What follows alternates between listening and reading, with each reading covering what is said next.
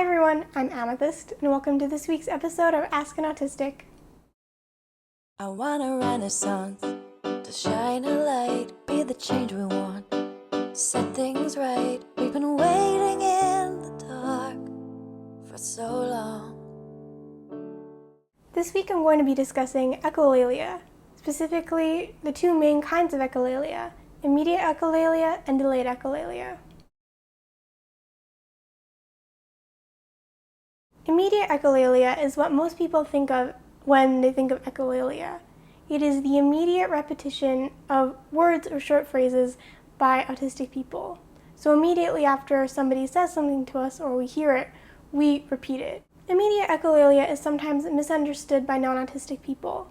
It's been said by non-autistic people that immediate echolalia is a sign of inattention in autistic people, a sign that we aren't engaged with our environment, and even a sign of a lack of intelligence or an inability to learn, like we're just parrots repeating whatever we hear. Now we know that this isn't true, and that it can even be a stepping stone to generating unique or original language, speaking in a person's own words. Every autistic person is different, so I'm just going to outline a few reasons that an autistic person might use immediate echolalia. The first common use of immediate echolalia is a way to stall or buy ourselves time while we process what was just said to us. If you say something to an autistic person or ask us a question and then expect a response, there's a lot that has to happen in our brains for us to be able to make a verbal response. We have to hear what you're saying and then make an effort to understand the language that you used and what exactly is it you're asking of us. And then while remembering what it is that you just asked, we have to figure out what our response is, what we think or feel in that moment, and then we have to translate our response into spoken language.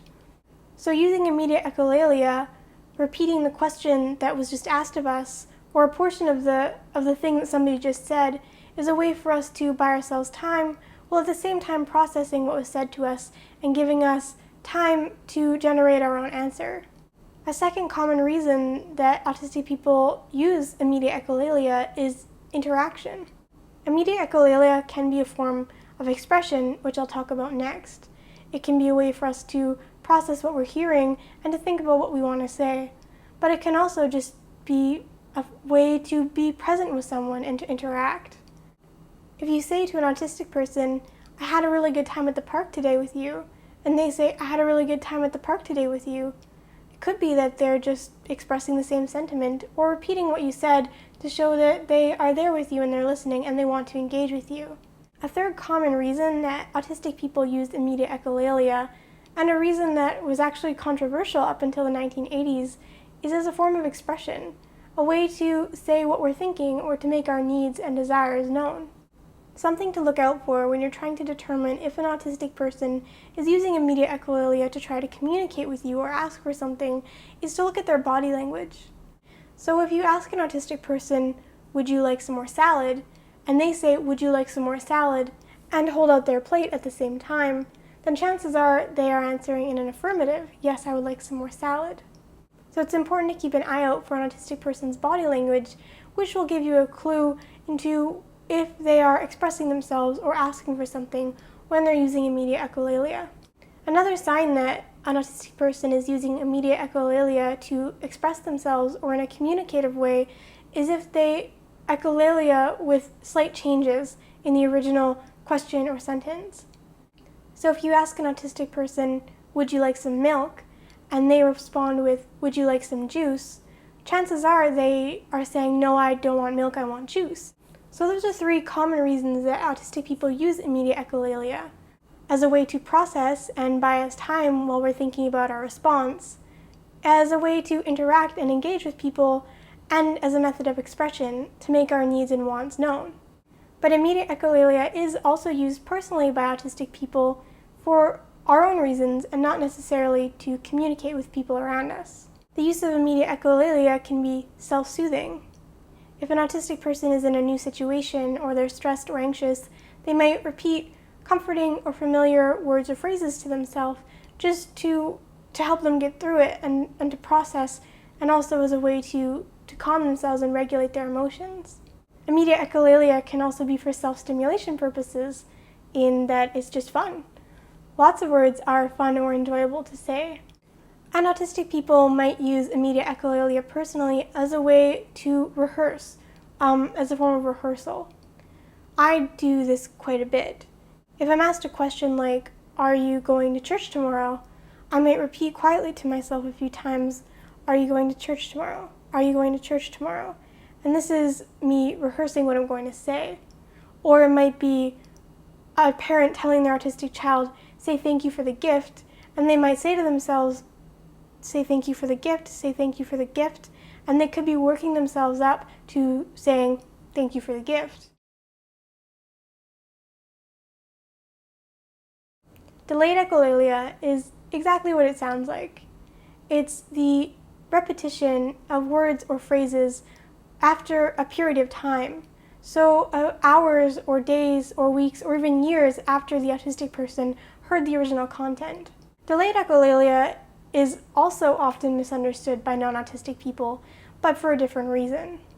The thing about delayed echolalia is that because a period of time has passed since the autistic person was told or heard the original content, the person listening now might not know what they're referencing.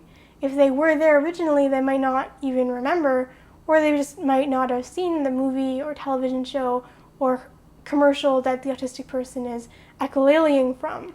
So in that way, the listener might not actually recognize delayed echolalia as echolalia, especially if the echolalia, if the repeated dialogue, actually fits in the current situation. I see this kind of echolalia, this delayed echolalia, quite a bit in autistic teenagers and adults, particularly autistic teens and adults who can generally pass as neurotypical. And this is a part of their passing as neurotypical, is the use of delayed echolalia and social scripts. So this is all very closely tied in with social scripting. Again, every autistic person is different, but there are a few common reasons that an autistic person might use delayed echolalia. One reason is for communication. They might use delayed echolalia in a communicative way. For example, when asked, "What did you do on the weekend?" they might respond with, "Don't forget your swimsuit," which is something that someone said to them before they went to the pool. And so from this, the listener might be able to infer that the autistic person went to the pool on the weekend. Another example would be an autistic person being asked how they feel today, and then the autistic person repeating dialogue from a book or a movie that they feel fits their current mood or what they would like to respond with. And again, this may or may not be identified as echolalia.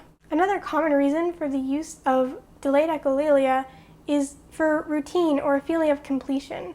You may have noticed that at the beginning of most, if not all of my videos, I start with, "Hi, I'm Amythest, and welcome to this week's episode of Ask an Autistic." This is a form of delayed echolalia. It's kind of funny because this repetition is something that I originally said, so I'm repeating myself. But it is a form of echolalia, and it's a kind of comforting routine thing to stick to. I don't have to worry about how I'm going to start every video because I can just use delayed echolalia and say what I say at the beginning of pretty much every video. So after completing a task, an autistic person might say to themselves, "Good job," which is delayed echolalia that a teacher or a parent might have said to them, a phrase that meant, "You have just completed a task and you are done now and good job." The last example I'll give of a reason that an autistic person might use delayed echolalia is to make their needs or wants known. So Marvin might ask me, "Is there anything in particular you want to watch today?" And I might think and say, "His name is Stitch," which is a line from Lilo and Stitch. Or you might ask an autistic person where they would like to eat, and they might sing the jingle or say the slogan of a certain restaurant. In this way, we're using delayed echolalia to directly express ourselves and make our needs or wants known.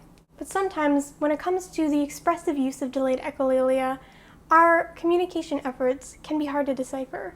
For example, an autistic person might say, "Do you want some juice?" when they mean, "I'm thirsty," and not necessarily for juice. Or, okay, little Amythest story time. In my first year at summer camp, I went up to the other girls in my cabin and I introduced myself by saying, "Amythest means a purple stone." And what I meant was, "What are your names?" but I was using something that I had heard and said before in the present moment to try to communicate, and I was misunderstood. And in that way, it can be frustrating, especially for the autistic person trying to communicate, but also for the listener. And because autistic people think differently, and because our brains make different associations, and because sometimes the echolalia and language that we have available to us is limited, in that way we can be misunderstood by people. So depending on the context and the situation, an autistic person's use of delayed echolalia could very well be an attempt to communicate or to express themselves or interact. But again, like immediate echolalia, delayed echolalia is also used by autistic people just for ourselves personally because it's useful to us or helpful. And it's helpful and useful in much the same ways as immediate echolalia. It can be self-stimulatory or soothing to us. It can be a method of rehearsal, allowing us to figure out what we're going to say and becoming more confident before we say it. It could be situational and just for fun, in that we see a poster of a movie that we really want to see, and so we start reciting dialogue from the trailer, just because it makes us happy and we enjoy thinking about it. And delayed echolalia can be a kind of what non-autistic people might call talking to yourself, a way to process your environment and what's around you and what you're thinking and feeling. This has been my video on the two main kinds of echolalia, immediate echolalia and delayed echolalia. I hope that this answers some questions for you guys and that my examples were useful to you. If you have a question that you would like answered in one of my Ask an Autistic episodes, feel free to post your comment in the comment section or message it to me. And if you like my videos, please do give them a thumbs up and feel free to subscribe to my channel to catch more Ask an Autistic. I hope you guys have an awesome week and thank you for watching my video. I want a renaissance to shine a light, be the change we want, set things right. We've been waiting